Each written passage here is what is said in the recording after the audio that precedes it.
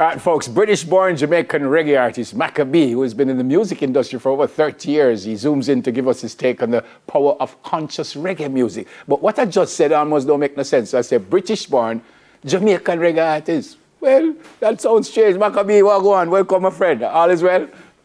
Yes, all is well. Greetings never. Blessed love Jamaica. Yes, sir. Yeah, man. So as I said, it sounds strange to say British-born Jamaican, but you were born in England, but you spent a lot of time here in Jamaica. You came as a young boy, didn't you? Yeah, man. Yeah, man. I was born in England, Hanover. My parents come from still, you know, and most of my siblings still in Jamaica. And I come to Jamaica a lot, you know, frequent the island because I really love Jamaica. And we live the Jamaican vibes in England. We brought up and grew up as Jamaican, you know, we eat ackee, you know, we drink seriously tea, you know, we listen reggae music. We just come up as Jamaican, you know. And you don't sound like you have an accent at all from anywhere but Jamaica, which is great. Tell me where the music started for you. When did you get involved, and how? What happened why you got into the music?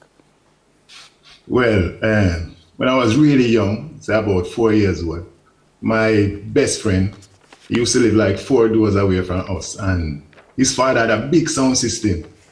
And every Saturday night they used to have a blues dance, you know, blues dance. Yes, man. In the house. It's a part, of course, you know, yeah. There's a party in the dance, in the house.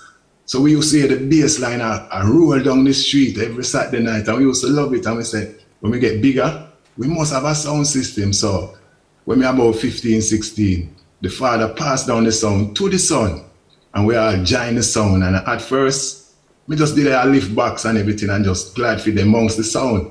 But at home, I was a secret microphone person, you know, me used to copy like Big Youth and I-Rai and U-Rai and them, but me too shy to do it in a public. But one day we play at one youth club and we string up the sound and everybody said, I go get something to eat. And I said, Macka, you watch the sound. So I said, all right, me just watch the sound, and the sound did it, nobody not did it, and the microphone on. And I said, let me just touch it and see what I got. So I just touch it a little bit and me never realized that they never gone yet.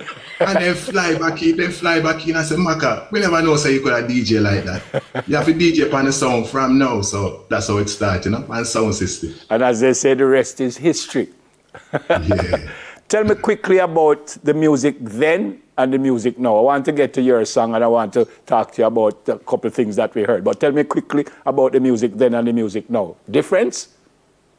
Yeah, slightly different. Then was a lot of consciousness. Even in the UK, at one time it was the center for roots reggae music, you know. Jamaica the originator, but in the 70s, England was the center for the roots music. A lot of the roots artists, they come to London, come live. Like Dennis Brown, Jonah Delgado, Prince Lincoln, Twinkle Brothers. Because there's a lot of militancy in the UK, and some records, they never get released in Jamaica, only England. Because it was, the market was there, the roots market, you know? Okay. So there was a lot of roots, and me come up as a roots DJ, you know? And from that time, I'm always in the consciousness, you know? My first big hits is tunes like Dread How She Love and Proud of Mandela, you know? And them tunes even get big in Jamaica and enough other places, you know? And the consciousness continues, you know? But now there's less consciousness, but the consciousness, it still permeates through the year, and around the world, people love the roots reggae music, can never die. Yep. If it wasn't for the Rasta, tell me about that. Yeah, it's a song where we have, cause when you look at Jamaican society, like, and the rebellious ones, the rebellious slaves, they are Jamaican, you know. So if a bad man, they are Jamaican, you have to direct the energies in the right way.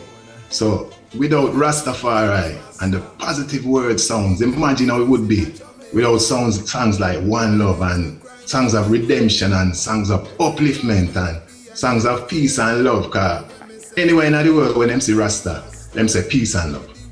Peace and love, Rastafari, peace and love. So Rasta bring that peace throughout Jamaica and help to balance out the whole energy within Jamaica.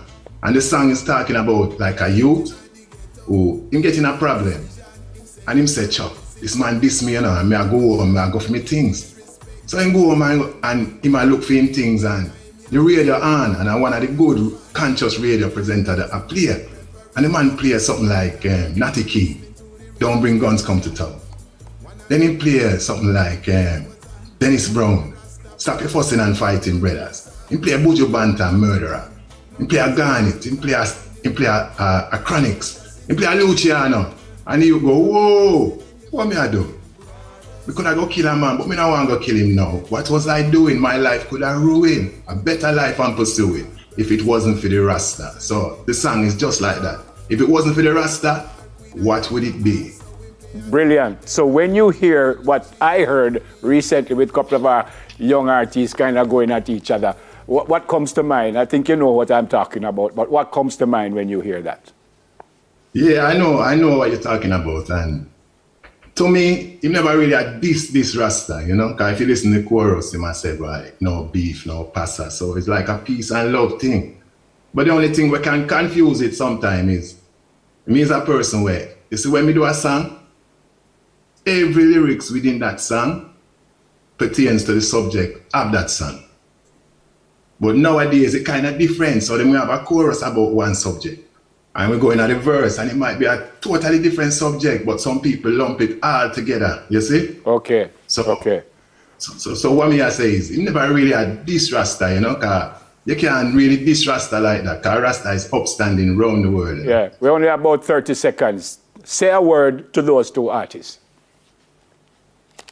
Yeah, me I say, Rastafari I deal with peace and love, so everybody who respect Rastafari, just continue to do the great works of Rastafari and push the reggae music to the world with positivity all the way. If it wasn't for the Rasta, where we find that? You can find it all digital platforms, Spotify, Apple, Juno, and just look out next month for the video I come as well, you know. So you can check Macka B on Instagram, official Macka B. You can check Macka B Facebook, official Macka B, Twitter, TikTok, website www.mackaB.com. We did it. Good to see you. Next time you come in, come check us. Blessings and love. But most definitely, give thanks never. Rastafari. Yeah, Rastafari. Reggae recording artist, Macka B.